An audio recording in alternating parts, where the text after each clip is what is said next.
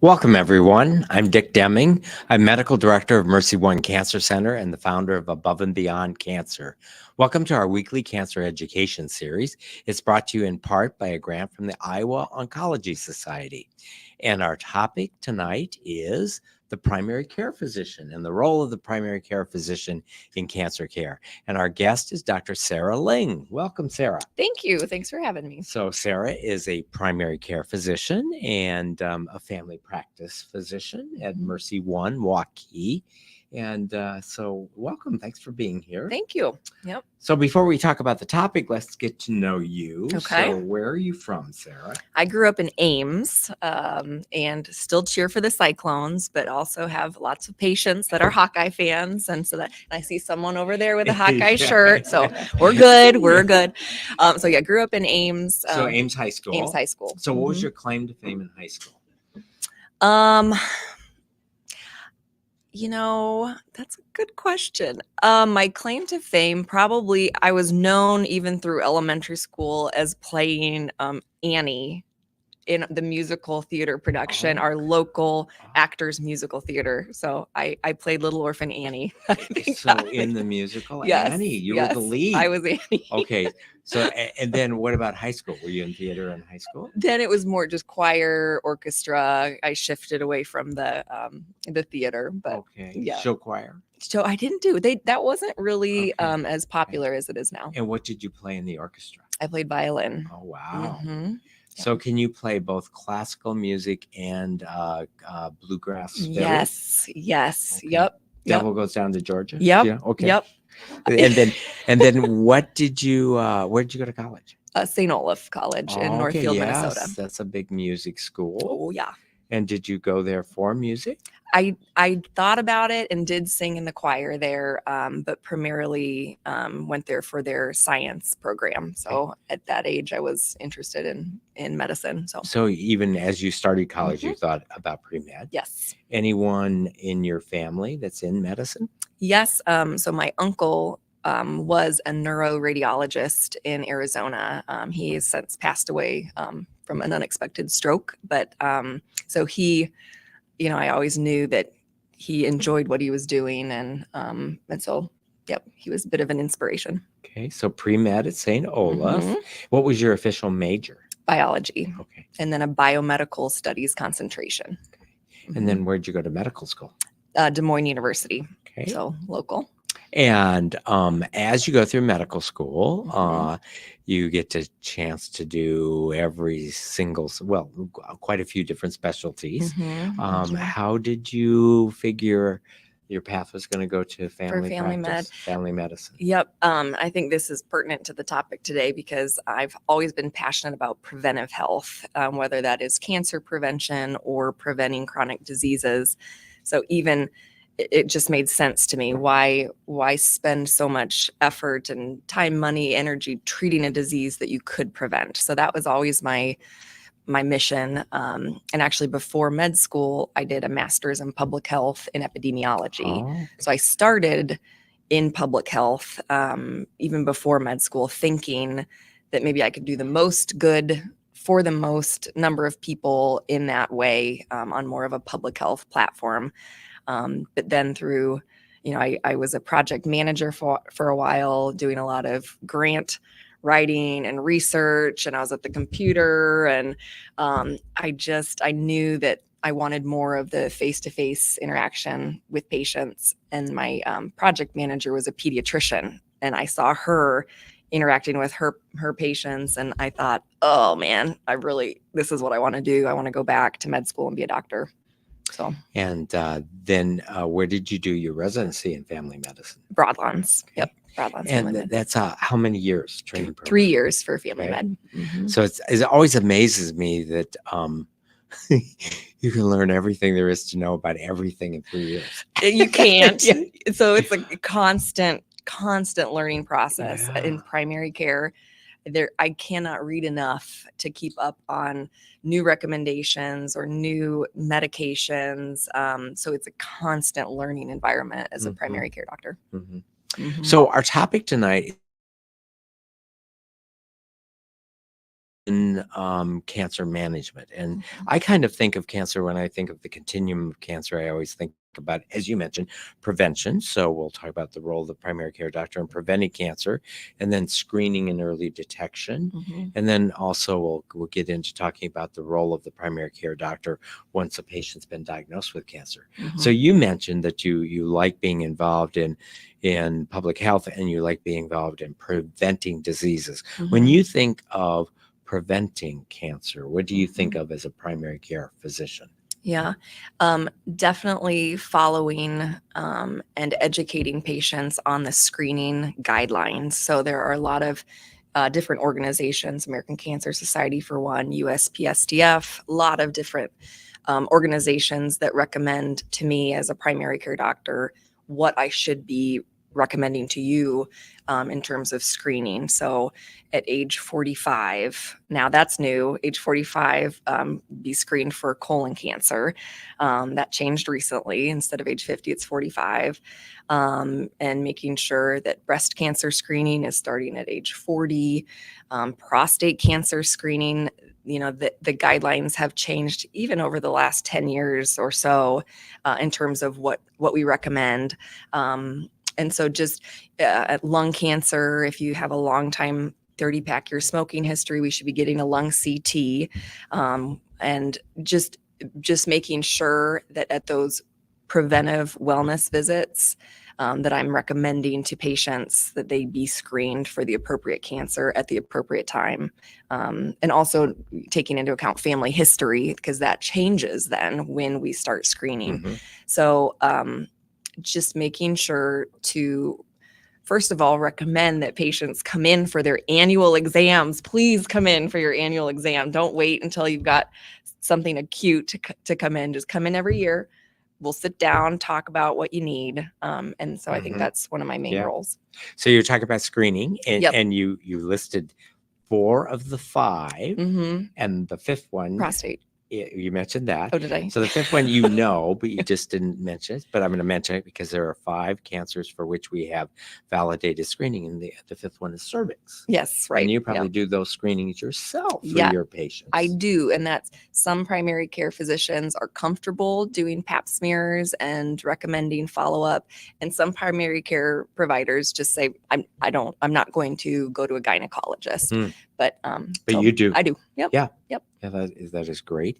And so those are screening, prevention. So I'll tell you the way I think, and then ask you. So we know that in the United States, there are about 50% of cancers are preventable.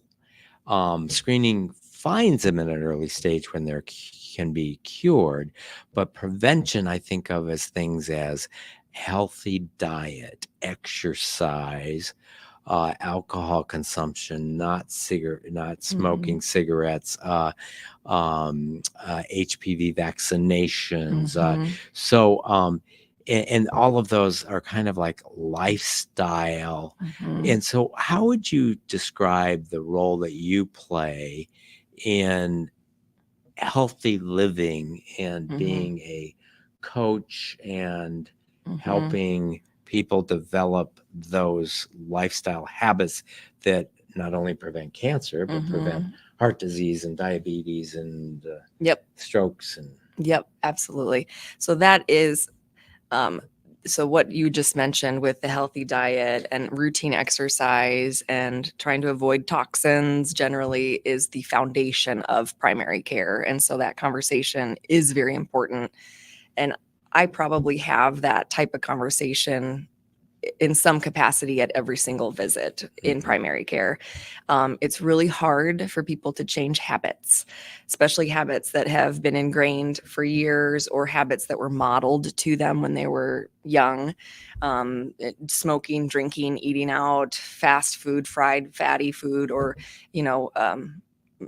low income, inability to pay for the healthy foods. All of these things do play a role in how people, the food they're consuming. I find that my role is as coach and encourager, and even to some extent to help people feel accountable. So they know, when I say, all right, I really recommend you lose 15 pounds. Then I don't say, all right, see you next year. Good luck.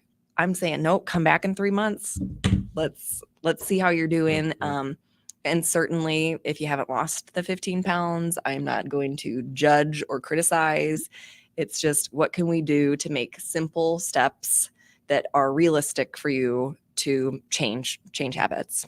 So I've read some things recently that sort of say that there's a bit of debate now about this whole weight and shaming. Obviously, that's a negative term, and but at what point even the weighing of a patient. So I think that the traditionally was like, no, we if we don't say anything, then nobody says anything, and there's this complicity that it must be okay. Yeah. But then recently there's sort of the idea that maybe people are set in certain body weights, and that it discourages them from even going to the doctor. Have you read anything about that? Sort of how do you what's the proper way, and what have you come down to as the best way to try to encourage healthy eating, physical activity, and weight management? Yeah, that's a great question. And certainly there are different body types, but generally speaking, regardless of the body type, a BMI that is over a certain extent is going to have really significant health implications. So over 30, certainly over 35, that obesity is one of the leading causes of cancer. And so, as well as other chronic diseases. So I think it's a hard conversation to have, but it's really important.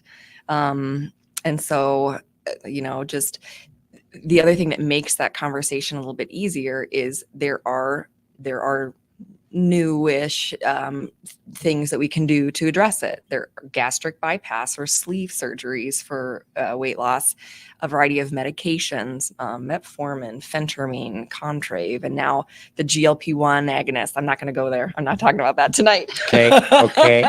Because that's such a hot It topic. is. I mean, I can talk about it, but Yeah. Because as a primary care, you're in. Oh, You're involved with everything. everything. Yeah. Some specialists go, well, no, I don't. We're not going to talk about that. I can't set up a referral. But, Yes. Yeah. But Yeah, we can. So it's, the problem is, unless a patient has diabetes, insurance companies are not covering those meds. And so it's $1,600 a month out of pocket. Some people can afford it and do it. And can afford to do it. Yep. So just out of curiosity, and you don't have, if you have a patient who is committed to doing it and wants to pay out of pocket, do you prescribe it? I do. Okay. I do. Yep. Because they meet the criteria for which the medicine is. Yep. Has been intended. Yep. Okay. So that's how about talk a little bit about smoking cessation, because that's the other, that's probably the number one modifiable risk factor. Yep. And do you think most patients are honest with you about whether they smoke or don't smoke? And do you have resources for smoking cessation? Yes. Yep. Absolutely. I do think patients are honest about it. And it's, typically I can tell, to be honest, based on a quality of voice or chronic cough, or, those things can lead me to know, or just I can smell it on the clothes. And that's all right. Don't hide it. I know. It's just not go illegal. Ahead and say it's not it's immoral. not illegal, immoral. It's a habit. And, it's like, okay. So I always encourage patients to be honest. And I find that most people do well with some type of support in terms of medication. So I have some patients that are just quitting cold turkey. Can I tell a funny story? Yes. Is that all right? Okay. So I'm thinking. So my husband's grandmother passed away recently. She was 85, but she used to smoke, and she had 3 sons, and they all knew and were taught in school, don't smoke. But here their mother is smoking. And so they kept asking her, you got to quit. and she never would. And so they ended up putting a little firecracker in the end of her cigarette, and she lit it one day and it exploded. She was fine, no facial trauma damage, but she quit. She That was quit. it. Wow.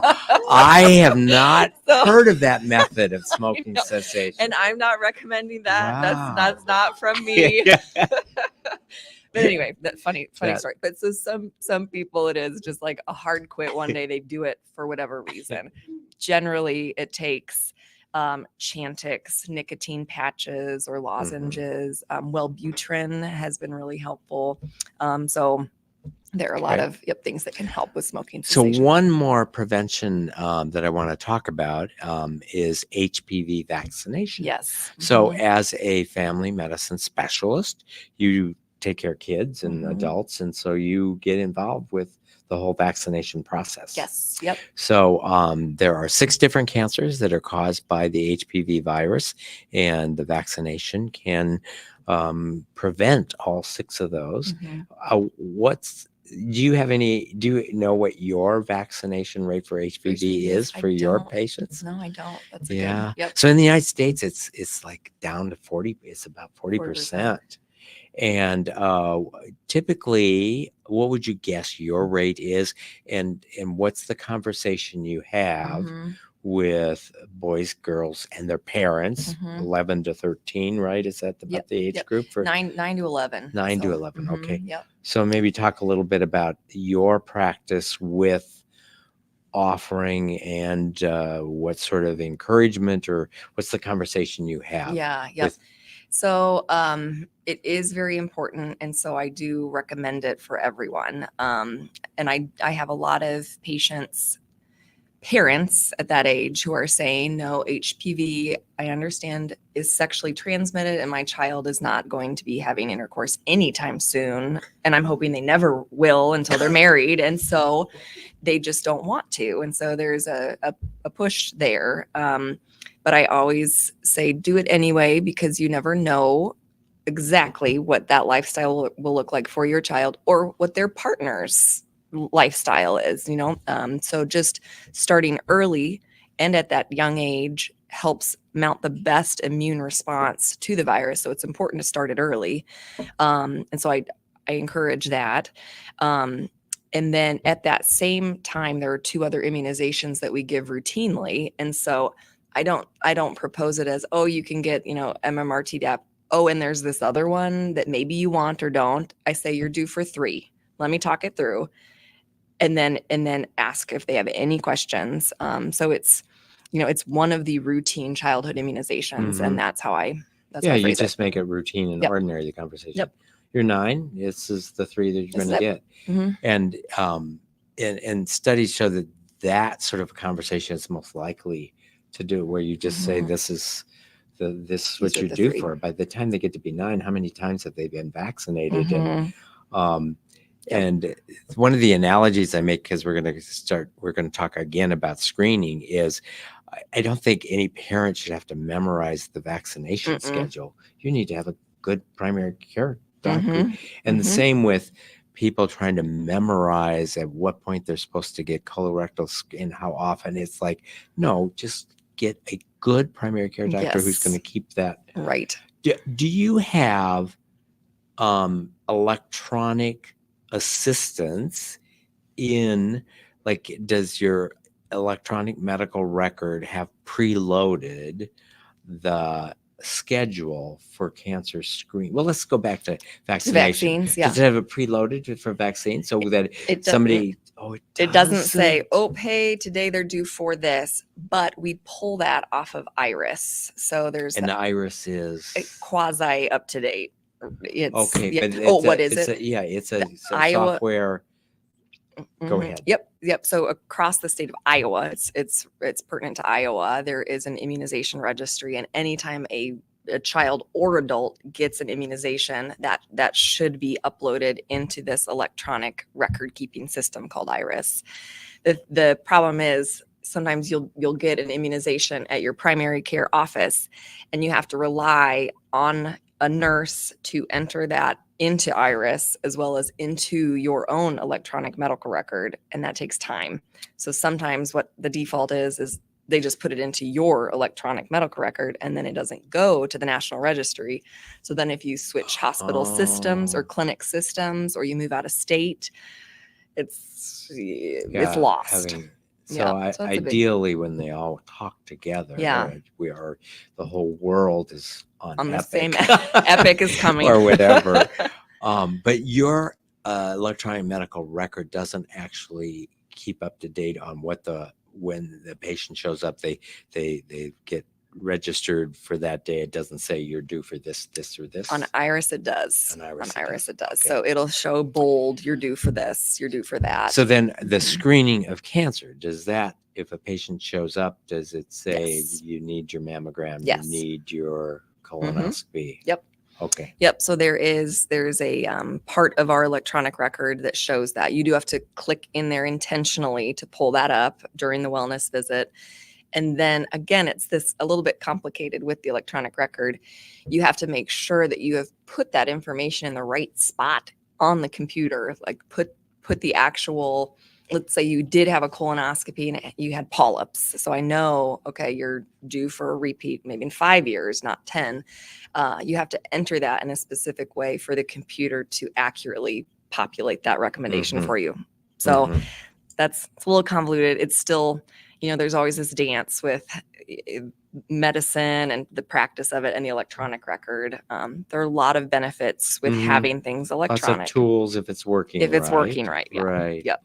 And maybe talk a little bit about the people adhering to the screening recommendations, let's say for breast cancer, and patients adhering to the recommendations for colorectal cancer screening. Yeah. Yep. So do you find that there's a difference in adherence? Yes, definitely. Part of it is, the prep for colonoscopy. That's quite a deterrent.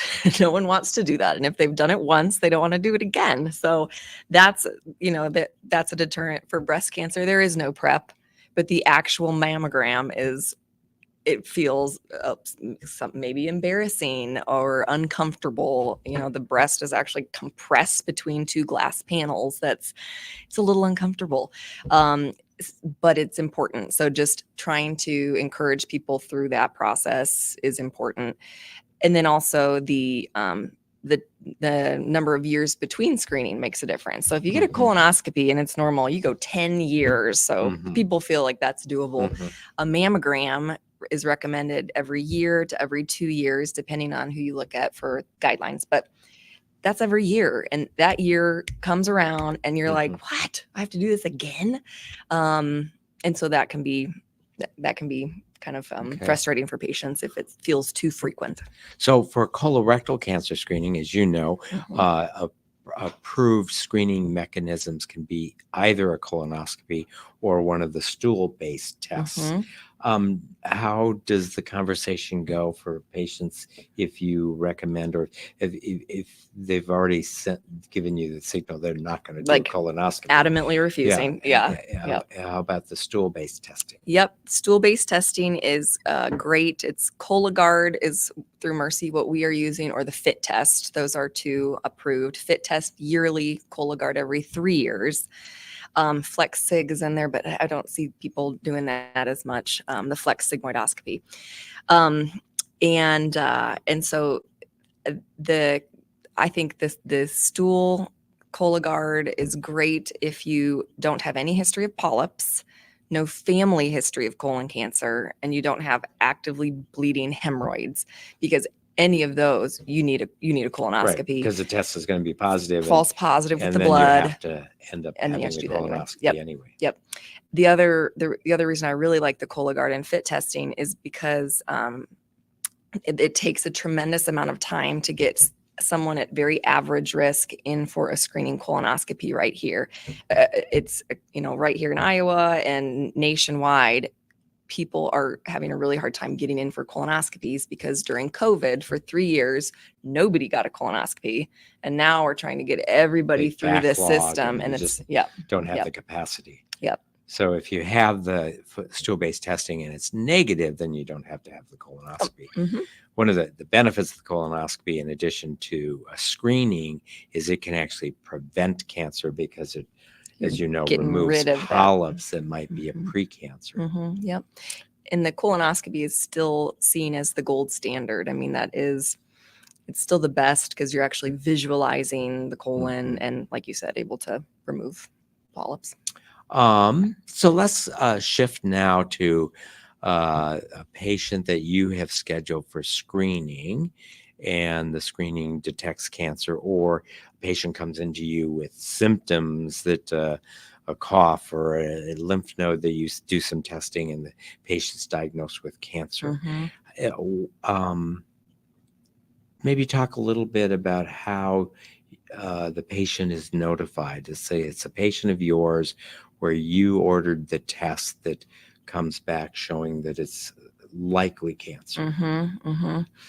I always make that phone call. I don't want that news coming from anyone else. And I always try to bring them into the clinic. Sometimes when I do that, I feel like that might cause more anxiety because they know, like, why is she not just telling me on the phone? Mhm. So I try to feel it out for each patient to know, Mhm. like, what do I think they might Mhm. prefer? So, especially Mhm. if it's a patient you really know well, Yes, then the kindest thing is to just let let, them yeah, know. Yep, and say, but I want you to come in and we're going to we're gonna talk talk about it. more. But you're right when you say I need to have you come in about the test, because Mhm. they know that every other year you've just told them Like, that it's it was great. fine. Yep, Yeah. yep. So, but it's shocking for the patients. It is also shocking for me, like, Mhm. to get that news. And especially now I've been in practice for 10 years and getting to know people. And then just one day I see the mammogram come back with breast cancer. And that's like, oh man, it's hard. Because it's Mhm. going to be a hard conversation. And you put off the call a bit, and you Yeah. go see another The other patient, and patient. it's like, Yep. Yep. oh wait, Maybe I'll get lunch real quick. I gotta Then. have enough time to have this conversation. Yep. Yep. So, yeah, so that's always, it's difficult news. And it does depend on the particular cancer or how far advanced it seems. The conversation feels different when I Mm. know that information as well. I've had patients with just a simple, um, breast cancer. No, it hasn't progressed into the lymph nodes, and it's a great treatment and they're Mhm. doing great. And And you it's like, can I be know this very is, I can be optimistic and positive. Yeah, positive. there's a lot of treatment here. Don't worry. Some thyroid cancers, like, don't worry, don't worry. Even some renal cancers, like, they're just going to get that kidney out. You're going to be okay. So the conversation looks different when I had a 40-year-old with lung cancer that metastasized to his brain. That one I wasn't ready for. I shared this with you, and just recently we went skydiving together just this last weekend for supporting Above and Beyond Cancer. So I got to share this, but my cousin in her 40s was diagnosed with biphenotypic leukemia, and she passed away last year. And so she's vibrant, young, healthy, a professional golfer. She's an athlete, and so it comes out of nowhere, and that is how it feels for the person with cancer, as well as Mm. us as primary care providers. Yeah. Mm-hmm. So then once the patient gets into the cancer center, and now Mhm. they might have a surgeon and a medical oncologist and a radiation oncologist, do you ever feel like the patient's just been taken away from you? And maybe what do you think is the best role for you once the patient is kind of engaged in this 6-month long treatment process? I do feel like they're taken away. I really do, because Mhm. but I'm glad, because I know that they are where they need to be in getting the care that they need, and that attention is going to be very close for them. So it is a relief in some regards. We go back then to the electronic medical record, and as long as wherever they're going for cancer treatment is, if it's affiliated with I'm practicing at Mercy. If it's affiliated and I can see those notes come in a timely manner, great. Sometimes if they're somewhere else, I just feel lost. And Right. if I don't get the faxes on time and I don't know what's happening, that's not fun.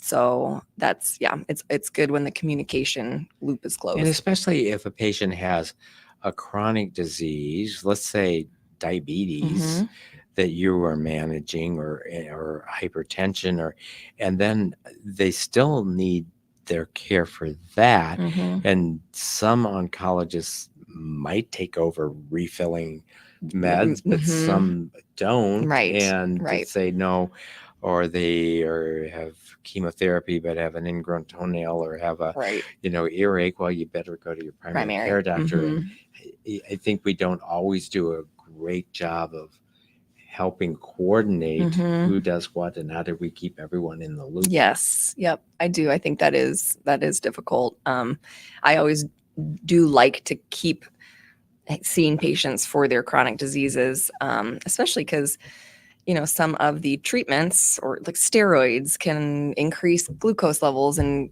throw diabetes off. Well, I can do something about that. And then also just to be able to see them frequently enough to just stay in this journey with them. I mean, that's really important in primary care, to know where they're at. And even, a lot of times I'll start to see a patient then come in with a spouse or a significant other. And so now I'm seeing them both as they're going through this journey together. And that's always helpful, just to know what kind of support that person with cancer has. So let's talk a bit about the patient who has incurable cancer. So stage 4 cancer, many diseases that were stage 4 10, 20 years ago might have a survival of 6 months. And now some patients may live a decade or more, especially, say, estrogen receptor positive breast cancer with bone metastases. Those patients often do well for maybe a decade, or prostate cancer with bone metastases, or even some of the melanomas or lung cancers with targeted therapy may live a long time. Those patients, I would assume, continue to be your patient. And what have you seen over the 10 years you've been in practice? 10 years at Mercy? 2 at Mercy. 4, 5, 6, 7-ish at Broadlawn. Okay, so about 10 years total in practice since you've been.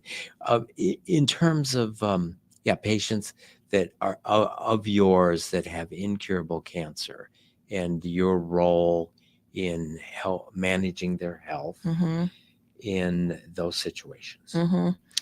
At some point, typically I see it in the notes. I see the oncology notes and the summaries and the updates. And I now see it coming that, okay, treatment's not going well, too many side effects. And so I'm able to see that they are thinking about this and then have the discussion with them. And a lot of times for me, it's just trying to be reassuring that it's okay to stop treatment if they're at a point where it's too much, and just knowing that it's not giving up, it's just the next phase. And oftentimes that conversation involves a significant other or spouse too. And I always want to make sure that they're thinking for the time that is coming where maybe the spouse can't take care of them. And so I'm thinking about the caregiver then in that situation, and just making sure that they have had a conversation about where do they want to go next? Is there a nursing home? Is there a hospice home? What is the next step? If they want to stay at home, I think that's ideal for a lot of people, is to just be able to be at home, pass away at home, and that's that. Sometimes it's not that easy with immobility or incontinence or cognition changes for that to happen. So I always just want to start that conversation early, so they're thinking about the hard topics. So in the cancer world, that's a conversation we have many, many times in this whole process of incurable cancer. It's treatable, so many years treating, and then gradually get to the point of transitioning from active treatment to comfort care Mhm. to then perhaps hospice. Hospice. So I would imagine patients who are dying of cancer or dying of advanced heart disease or dying of advanced lung disease have specialists for those diseases that might, end up taking over that end of life journey and Conversation. conversations. So Mhm. as a primary care doctor, um, do you have many patients that you are primarily managing their care at the end of life? No, yes, in terms of, um, getting social workers involved if they haven't already figured out where they're going. I do those consults a lot. And then at the point where they have entered hospice, I'm typically not the one writing orders for morphine or Ativan at this point. I used to round at a nursing home, and so did that quite frequently. But in primary care in the clinic, I don't do that as much. Mhm. Yep. Yeah. But And primary care, like every specialist, the role of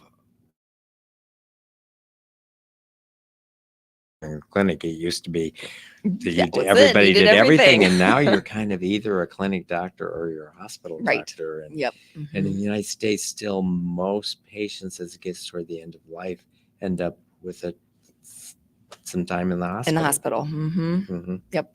Yep. Okay. What else would you say is important for individuals to know? And our audience primarily include people who have been on the cancer journey or family members in terms of how to utilize or just in general the role of their primary care doctor on their cancer journey. Mm-hmm.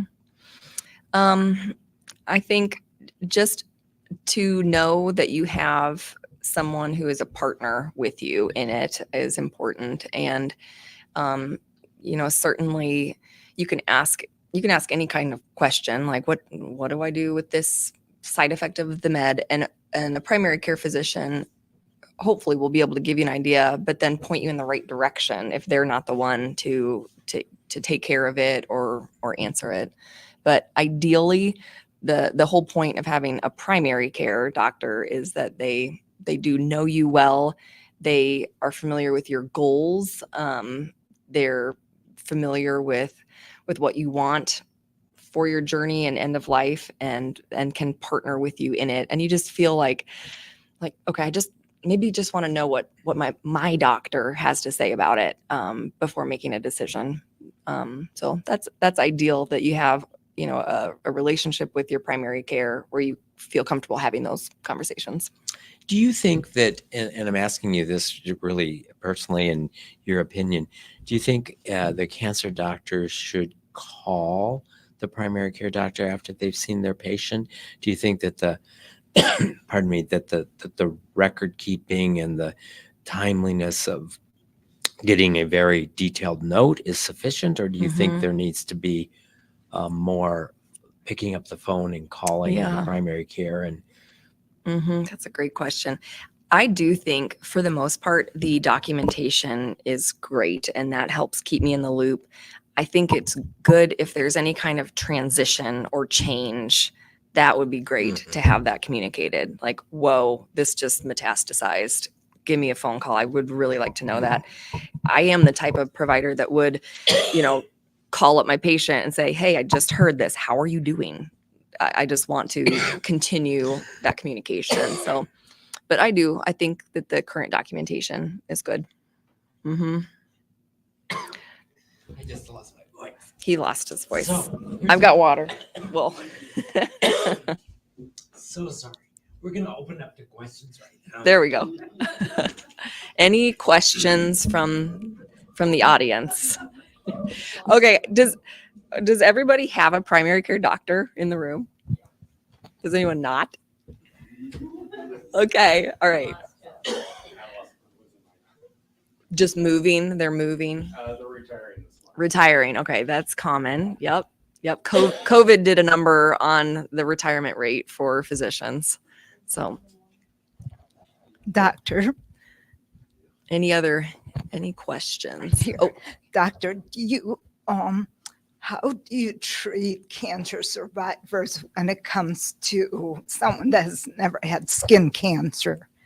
So do you take a closer look at your patients and say you should be concerned with skin cancer? so in terms of patients that have already had cancer and then are coming in for a yearly Yes. visit, something like that. Yeah. Yes, absolutely. Yep. And that, skin checks generally are part of a routine physical. So if you come in for a yearly visit, I've got a half hour with you to talk through all of these preventive, screening guidelines and then do a skin check optimally. If you have had cancer or if you have skin cancer in your family, or you're Caucasian and look like I do with freckles everywhere and moles happening, then I'll bring you in again for a separate skin check. And then certainly if you've had a melanoma or basal cell, I'll refer you to a dermatologist. But yes, yep, skin cancer prevention is important post-cancer surviving. Mm-hmm. I have a question on breast cancer. Like for myself, I had grandmother who had breast cancer. So I did the proactive thing, even did the BRCA tests and everything so that I wasn't. But what do you recommend those people, even though it doesn't show, do you recommend, you said that it's a different age for someone that has a history of somebody having that. Mm-hmm. What would be the earlier age for somebody who has a relative that had breast cancer? Yep. And it would be a direct relative that would confer the most, risk. So if it was a mother or a sister, then at whatever age they were diagnosed, that I'd encourage 10 years before that to start routine screening.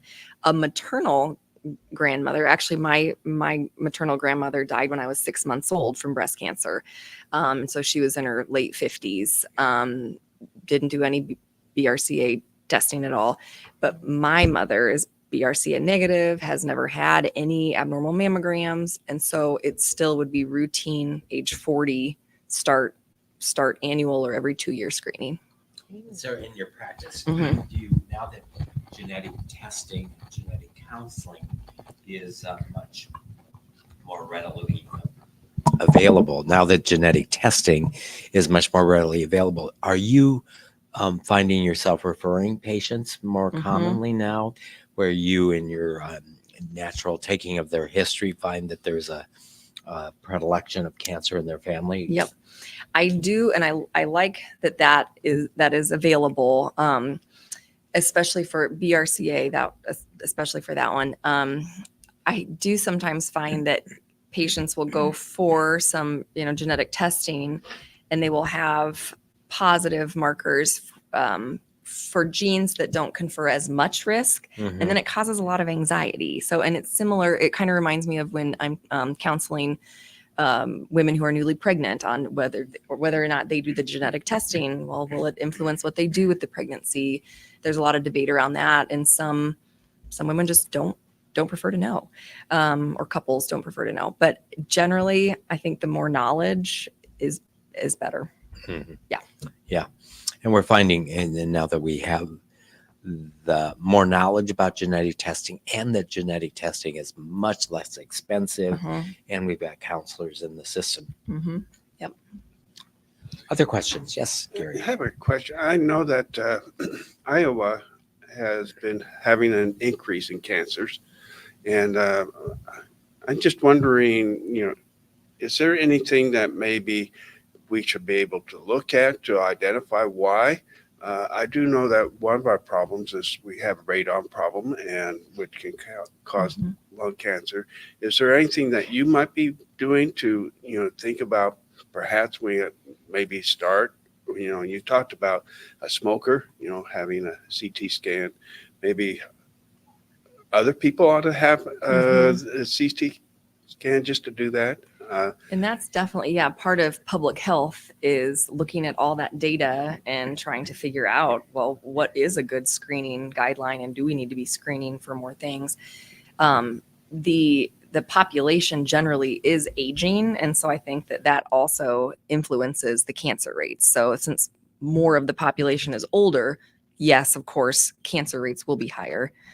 Do you have any thoughts on that? Yeah, so we have had a couple of shows on that. So the fact is that Iowa is number 2 in incidence, and that is age adjusted. So It is age adjusted. So yeah. it is the answer is not because I was older, because we adjust for that. And so when you look at how Iowa is different than other states, some of the things that stand out are we certainly have a much higher.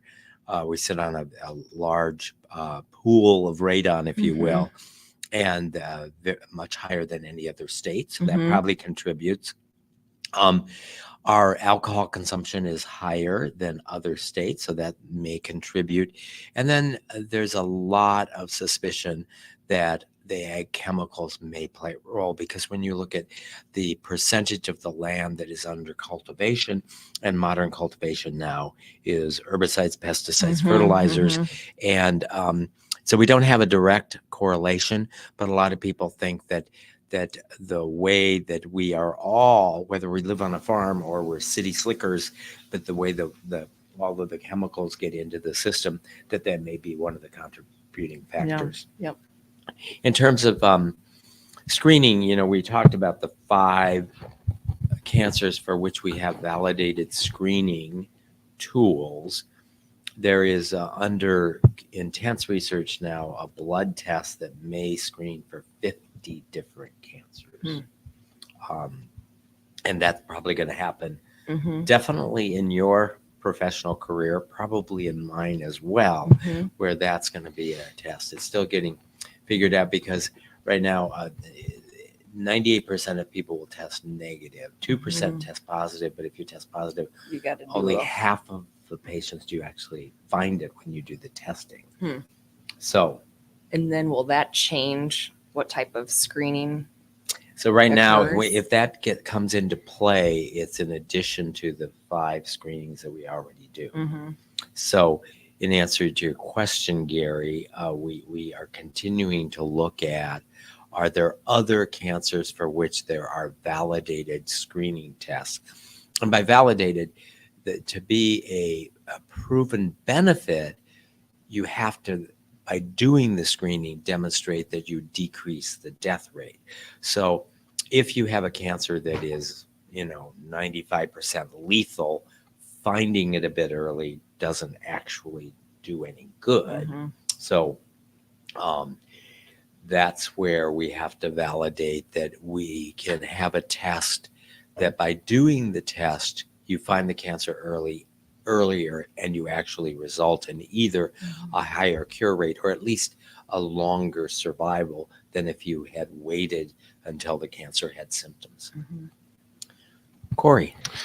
So, as I mentioned earlier, my primary care physician is actually going to be retiring this month, and I've been going to him pretty much my entire life, had a really good relationship with him. He was with me through my cancer journey. So the hospital has given me who's going to be replacing him.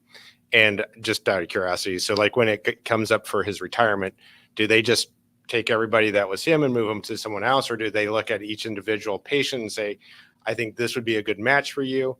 And they also said, you can pick someone else if you don't like who we choose, but what steps should I be taking in figuring out who my next primary care physician should be? Yeah, that's a great question. And I'm glad that you've had such a good relationship with your primary care. I think that's fantastic. I do think it's ideal that your primary care is leaving and there is already someone coming in. That does not always happen. It's hard to, find physicians and recruit, and especially in a timely manner like that. So if you are able to read the profile, most institutions now, are you with Mercy or Unity Point Methodist? Yeah. So typically you'll be able to go online and read the biography for this new provider and just get a feel for, well, do I feel, will we get along? Or maybe just don't judge it by that. Go have a visit and see what you think.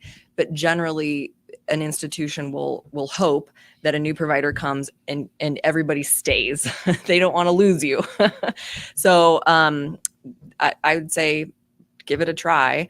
And that new provider should just right off the bat start seeing you routinely every 6 months or whatever it may be for your condition, and then take over prescriptions and just keep on going. Mm-hmm. Yes. Question for either one or both of you. The during the years of COVID, the anti-vax movement was shockingly strong. I mean, a lot of people.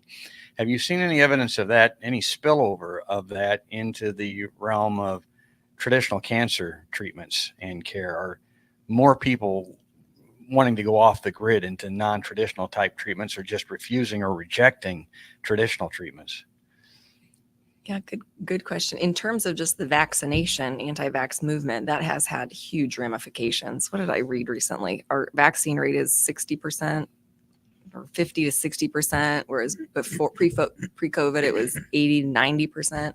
So just the general movement, as you have alluded to, has had a major impact. And that, I mean, we're having measles outbreaks, very vaccine preventable illnesses that are causing harm. That's happening.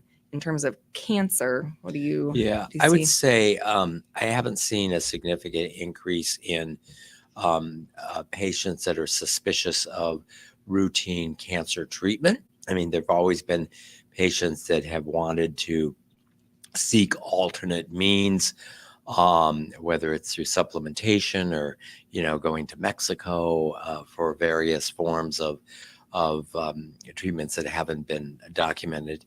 But I personally haven't seen an increase in patients refusing traditional care. I think in general, patients are more open to what I would call integrative, or doing traditional treatment and also bringing into it more other healing practices, whether it is yoga or massage or Reiki, not instead of conventional cancer treatment, but in addition to conventional cancer treatment. You touched on this a little bit earlier in the conversation about someone, once cancer is diagnosed, and they're referred to the specialist. Patients that say, "No, you're my doc. I mean, I like you. I mean, you helped me through a lot of other things. I want you to stay in this. I want you to be with me during this." Mhm. How do you respond to that? How do you handle that? Yeah, yep. There are definitely, areas of medicine that I need to refer out for, because I don't offer the chemotherapy or radiation. That's outside of the scope of my training. And so it's easy then for me to say, nope, I can't provide this for you. You do need it. And then be able to educate them on, this is where I'm referring you, why I'm referring you. And I've also learned, a lot of times patients, they don't just want you to say, all right, I'm going to refer you to this general place. They want me to say the name of a provider, or like, no, I know that they're good. They're good.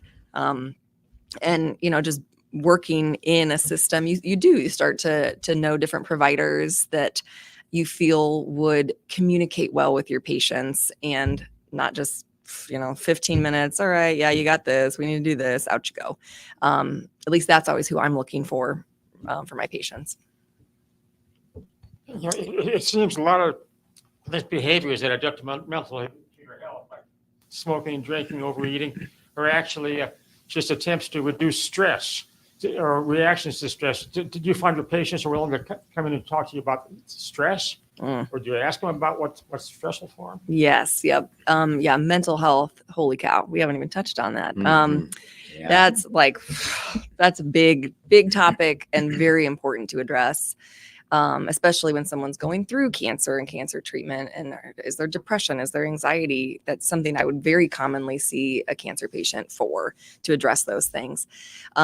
I am very passionate about that topic. I think that it's not easily discussed in families. No one wants to talk about anxiety or depression. Everybody's fine. Let's just move on.